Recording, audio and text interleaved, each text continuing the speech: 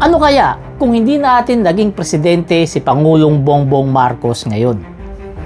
Kung hindi natin siya naging presidente ngayon, malamang yung siling labuyo umaabot na ng 1,500 to 2,000 per kilo. Dahil kung matatandaan natin, nung panahon ni Digong, umabot ito ng 1,000 pesos per kilo. At hindi lang yan. Yung bigas ngayon, yung bigas, baka umaabot na ng 100 pesos per kilo. Kasi nung panahon ni Digong, umabot lang naman ito ng 60 pesos to 70 pesos per kilo. Pinakamura yon. At hindi lang rin uli yan, yung galunggong, yung murang galunggong na pagkain ng mga mahihirap, baka umabot na ngayon ng 500 pesos per kilo. Kasi nung panahon ni Digong, umabot ito ng 240 pesos per kilo. At hindi lang rin yan, hindi lang yan, baka kalat na ngayon dito sa Pilipinas ang pasugalan dahil sa pogo na yan, Dahil kung matatandaan natin, nung panahon ni Digong nagliparan ng pogo dito sa Pilipinas at mabuti na lamang na agapan ni PBBM ipasara lahat. Kaya nagalit sila kay PBBM, di ba? At hindi lang uli yan, Kung hindi natin naging presidente si PBBM, malamang sa alamang, siga pa rin ang mga Chinese dito sa atin. Dahil kung ating matatandaan, marami rito sa bansa natin na mga Chinese dati na naninirahan dito ang mga arugante sa mga Pilipino. Mabuti na lamang, nung pag-upo ni PBBM, pinagsisipa sila pabalik sa kanilang bansa. Diba? At hindi lang uli yan, Mabuti na lamang si PBBM ang presidente natin ngayon. At least kahit papaano, bumaba ang krimen.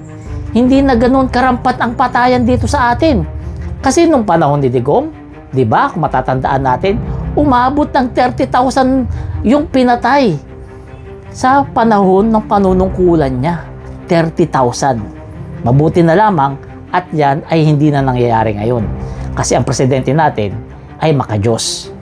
At hindi lang uli yan, kung hindi naging presidente si PBBM, yung korupsyon, nako! Hindi yan masusolusyonan ng kahit papaano ay nabawasan ng todo.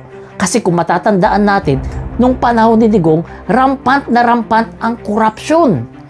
Kung matatandaan natin, mismong si dating Pangulong Duterte na nagsabi na grabe ang korupsyon sa DPWH. Pero wala siyang ginawa. Wala siyang pinarusahan. Wala siyang pinakulong. At ang nangyari, ayun, nagpiesta ang mga buwaya nung panahon niya. Kaya mabuti na lamang sa panahon ni PBBM, isa-isa nang nakukulong ang mga buwaya. Gaya ni Digong na nakakulong na ngayon, na umamin na magnanakaw.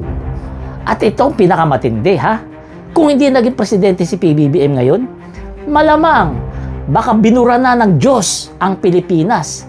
Baka pinaparusahan na tayo ng Diyos ngayon. Kasi kung matatandaan natin, minura ni Digong yung Diyos. Di ba? Kaya magpasalamat tayo mga kababayan. At si PBBM na ang presidente natin ngayon.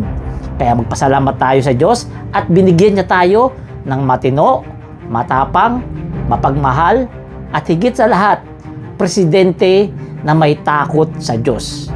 Kaya kayo mga kababayan, huwag niyong kalilimutan, kahit anong paninira sa presidente natin, tidmahin niyo lang. Kasi normal lang nasiraan si PBBM. Kasi inggit sila. Diba?